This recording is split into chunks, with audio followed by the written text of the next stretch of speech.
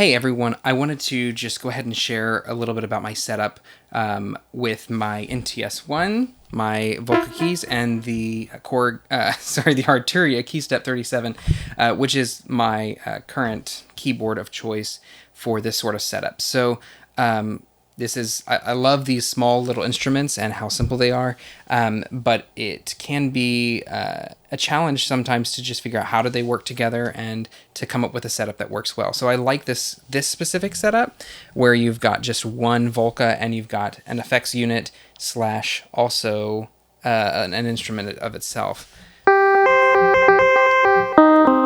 So pretty cool. I love the sound of this instrument as well.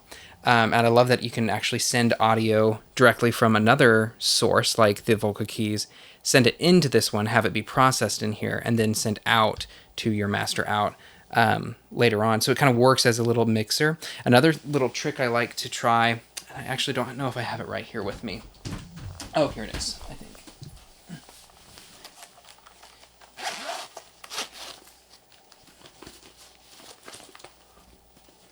Is and somebody's going to say that this is a bad idea, but to use what is like a headphone splitter, so stereo going into I'm using it in reverse, and you actually hook it in to the NTS-1 and actually receive two signals from different instruments and use this as basically a little mixer.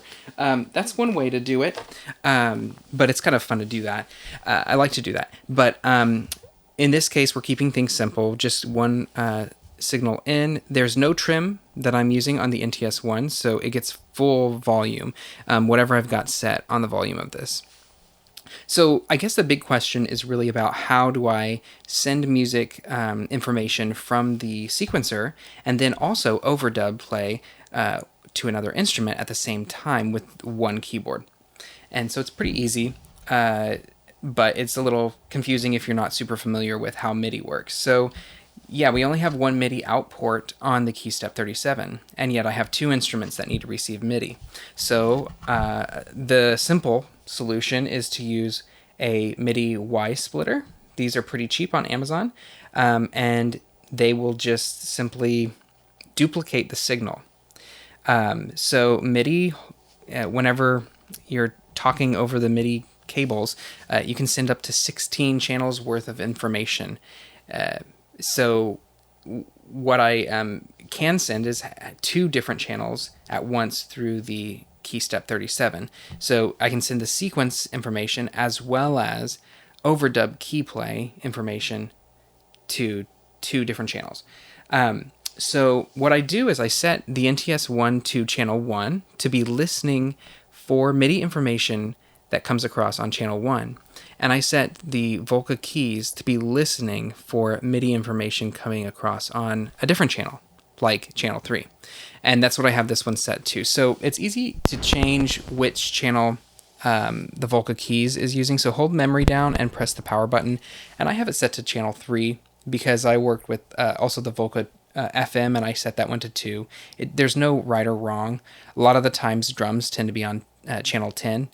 But that's just, there's no right or wrong in this scenario. So you just press or tap on the number that you want. So this is M8, this is 9, 10, 11, 12, 13, 14, 15, 16.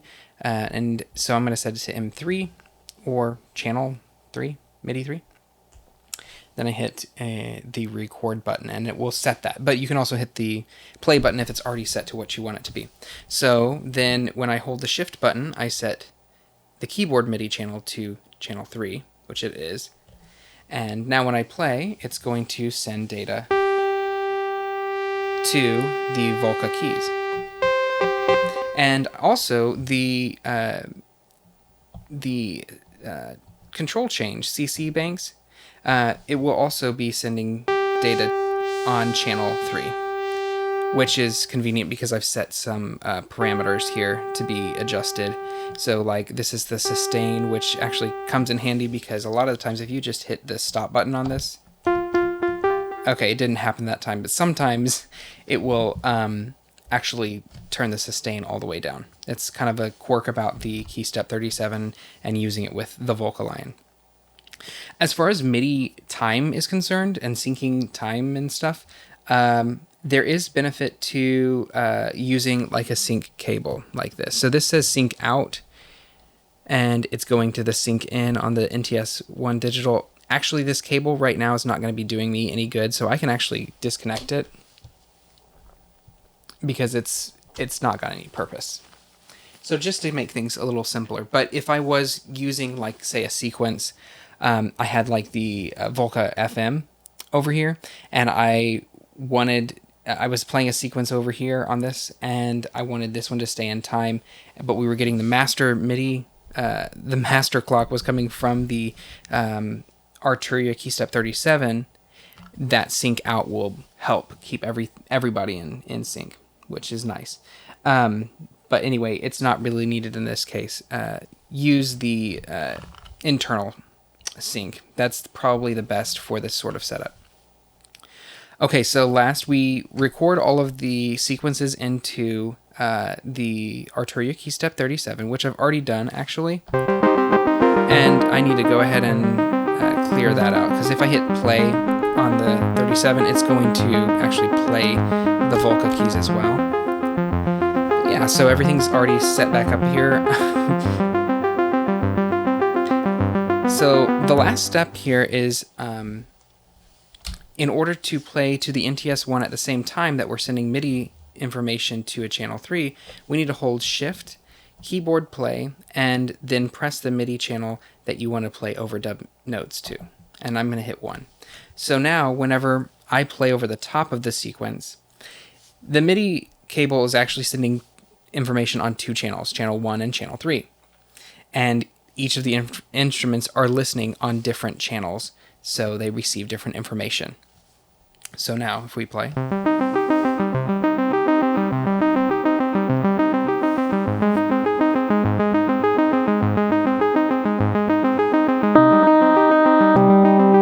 that's this one.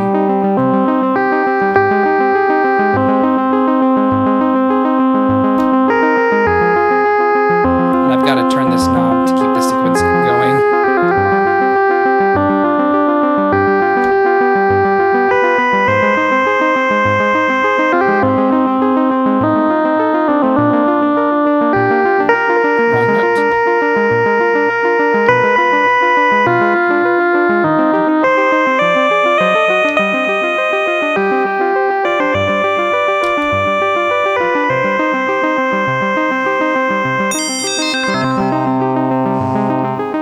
So yeah, that's simple enough.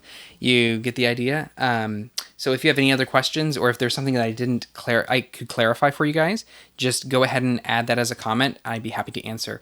I hope this helps you with your setup, and I'm excited to hear what you make with your Volcas or other instruments. Okay, talk to you later.